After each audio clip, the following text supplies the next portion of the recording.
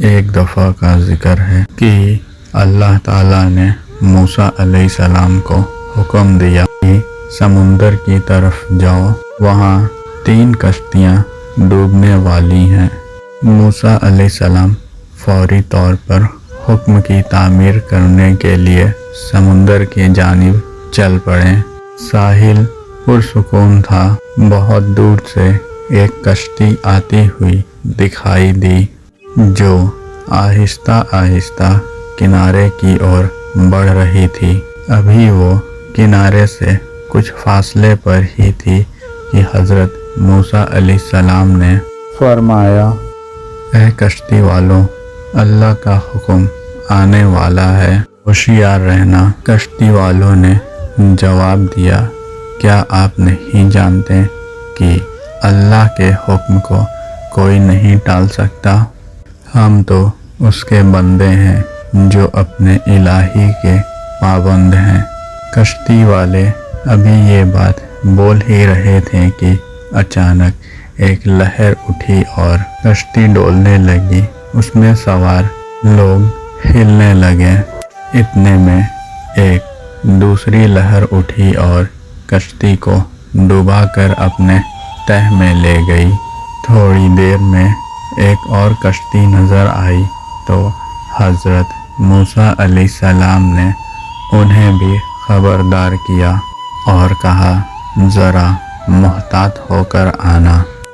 ان کشتی والوں نے بھی پہلے والوں کی طرح جواب دیا کہ جو بھی ہونا ہے وہ ہو کر رہے گا، اور کشتی کو کنارے کی طرف لاتے رہے، یہاں تک کہ ساحل کے کنارے آتے آتے یہ کشتی بھی ڈوب گئی۔ حضرت موسیٰ علیہ السلام اللہ تعالیٰ کی حکمت کے بارے میں سوچنے میں مشغول تھے کہ انہیں ایک تیسری کشتی آتی ہوئی دکھائی دی۔ آپ نے ان کشتی والوں کو بھی نصیحت کی، دیکھو اللہ کا حکم آنے والا ہے، اپنے گناہوں کی معافی مانگتے ہوئے ذرا محتاط ہو کر آؤ۔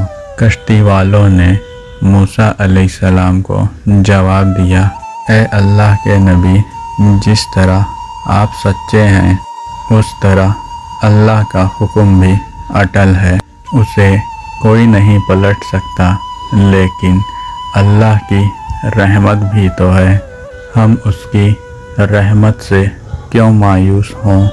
لہٰذا ہم اللہ کی رحمت پر بھروسہ کر کے آ رہے ہیں، وہ اپنی رحمت کے صدقے میں کنارے کی اور ہمیں سلامتی سے پہنچا دے گا۔